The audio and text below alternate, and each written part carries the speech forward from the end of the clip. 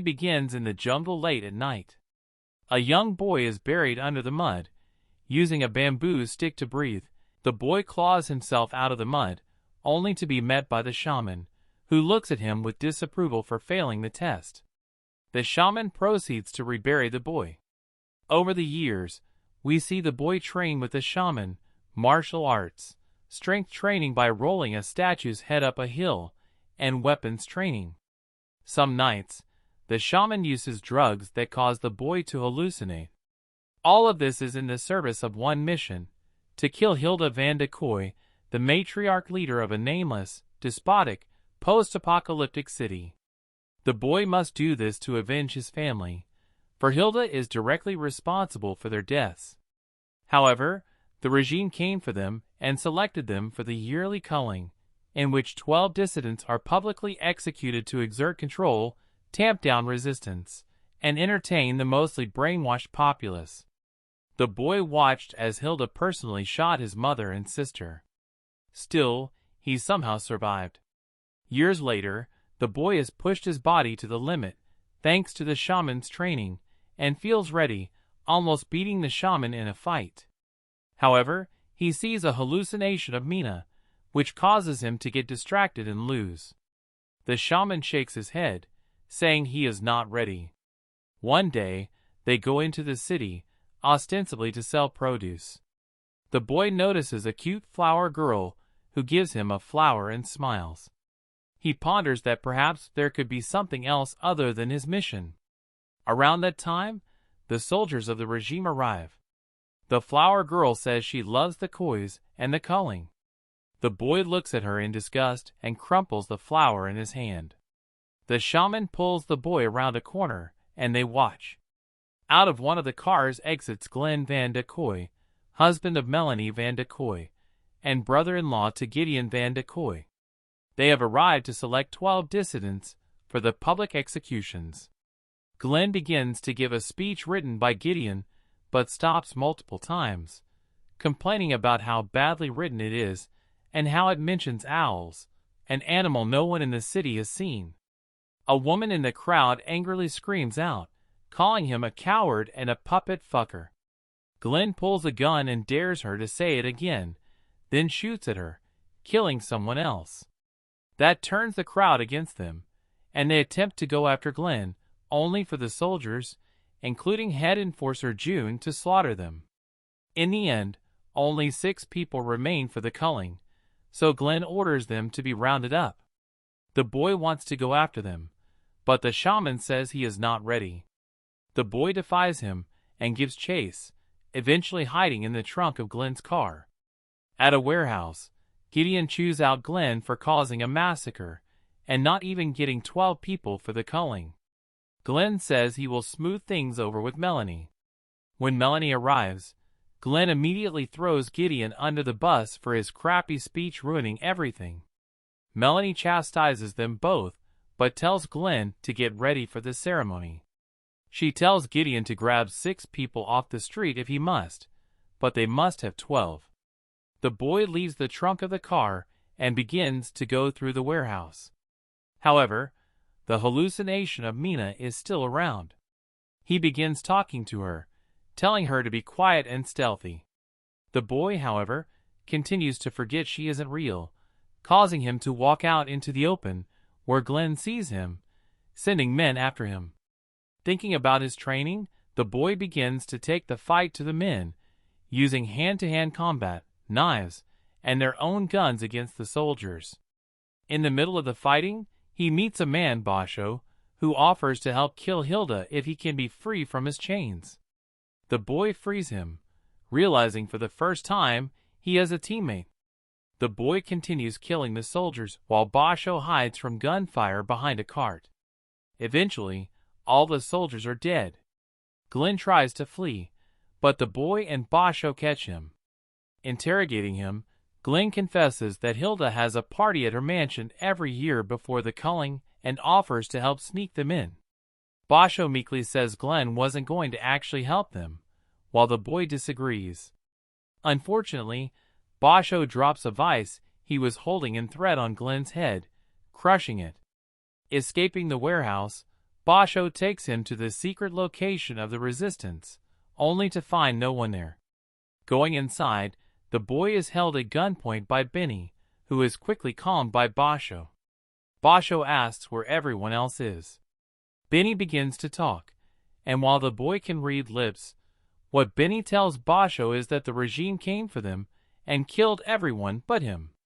Enraged, Basho tells Benny they will strike back because they actually know where Hilda will be tonight. They sit the boy down and begin to tell him the plan. However, once again, Benny explains it, and thus the boy does not understand. They drive to the mansion and knock out a few guards and a chef. They give the boy the chef's clothes to blend in. He goes inside with a cake, but doesn't know what to do and momentarily gets distracted by chocolate cookies. Basho sees him and tries to get him back on mission to no avail. Going into the kitchen, he strips off the uniform. The other workers notice and grab knives, all fighters. The boy begins to fight them, using a cheese grater to horrifically cut their skin. He drops it and grabs a butcher's cleaver. Going into the dining hall, he cuts the throat of a guard before heading to the head of the table where Hilda sits. In one swift move, he decapitates her. He has won, avenging his family. The boy grabs the head and realizes it is not Hilda. He is suddenly surrounded by guards and Gideon. Gideon explains he realized someone would eventually try to kill Hilda, so he set up this elaborate trap with actors to catch dumb resistance members. The boy wants to fight, but is outnumbered and outgunned. Gideon retreats, letting June take care of him. June and the boy fight, trading blows. The boy begins to have the upper hand. When he looks at her, he unexpectedly pauses. This gives June the opening to push him and knock him out. The boy is tied to a chair. June begins punching him, telling him to give up the shaman. Gideon tells the boy he doesn't want to torture him, as the act gives him nosebleeds. He then tells him that his sister Hilda is a shell of her former self. She has spent years in a bunker, paranoid. She is so afraid of the shaman that she has set up yearly executions to root out dissidents. Gideon says they have gotten everyone that was remotely a threat, and they are now straight up murdering innocent people from the streets. Their system is won, but Hilda can't see it. Gideon notes he is tired of it all. At the studio, Melody tells the boy when he killed Glenn, he made a mistake, as they needed a host for the show. She plans to make a special example out of him. On the sound stage, they chain him up and put a shock collar around his neck. The broadcast begins, and Hilda comes out to host, with Melanie trying to keep her on a short leash, knowing her instability. Hilda at first does okay. She begins to go off script. She pulls a gun and is pulled away. Melanie then presents the show where the 12 selected for the culling will die, a winter wonderland setting with serial mascots and demonic elves. They begin to cull the 12 victims, beating them to death. Looking on in horror, the boy realizes he has to escape. Suddenly he feels something and remembers. In their conversation, Gideon had slipped him a scalpel. He begins to cut a rope, freeing himself. About to charge the stage, Melanie activates his shock collar, incapacitating him. 4 of the elves grab him, while a man in a goat costume walks over with a mallet to kill him. As the hammer falls, it hits one of the elves. The goat attacks the rest before removing his head. It is Basho. Benny bursts in with guns, and the 3 take cover. They explain their plan went off without a hitch, but once again, Benny does much of the talking, leading the boy not to understand. Going back into the fray, Benny gives the boy a brass knuckle gun that fires bullets when he punches someone, and he kills several people that way. The 3 begin to fight the assassins together. In the control room, Melody is furious that the show is ruined. She knows Gideon caused this, but he says he doesn't care. He begins to walk away, so she grabs a gun. Back on the stage, the boy fights with all the soldiers, having defeated everyone. However, Benny sees Melanie coming and pushes the boy out of the way, getting shot. Fatally wounded, the boy holds Benny as he dies, his last words once again sounding like gibberish to him. Basho, in turn, is shot as well. The boy races up the stage and is able to overpower Melanie. The boy ties Melanie to a chair. She thinks she will be executed on air. She tells him to make her a martyr. The camera pans away before moving fast toward her. The camera crashes into her face, killing her. In a hallway, guards swarm, and the boy kills everybody.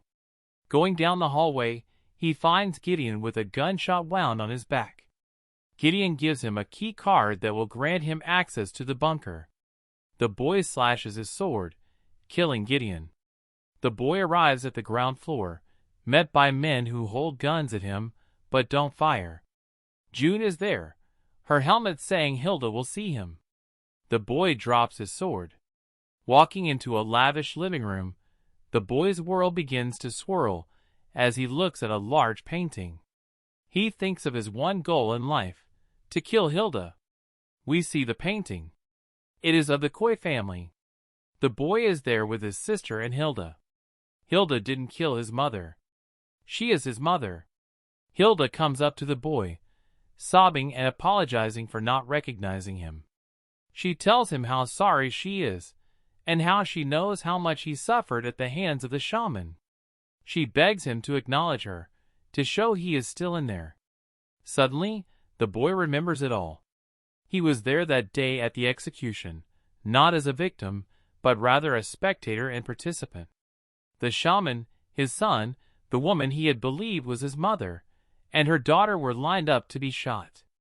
The shaman begged for the children to be spared, but Hilda cursed them for their defiance. She then forced the boy to fire the gun to kill them. He shoots, killing the shaman's son and the woman and her daughter. Goaded into killing the shaman by his mother, the boy panics and fires the gun wildly before running off. Running into the jungle, the boy breaks down sobbing with guilt. The shaman takes him into the forest and, with torture and drugs, makes the boy forget Hilda and believe his mother and sister are dead. He then cuts out his tongue and deafens him to make him more controllable. The boy is horrified to learn the truth, that he is part of this monstrous family, and had unknowingly killed his aunt and cousins. Hilda has another surprise for him. June is actually Mina, the sister he believed to be dead. Hilda begs for a sign that he is still her son, but the boy is too shocked to give her anything. Seeing him as a threat, she tells June/Mina to kill him. Hilda screams at her to do it, but June turns around and kills her mother instead. Taking cover behind a bar, June and the boy grab the guns and begin to shoot their way out of the compound.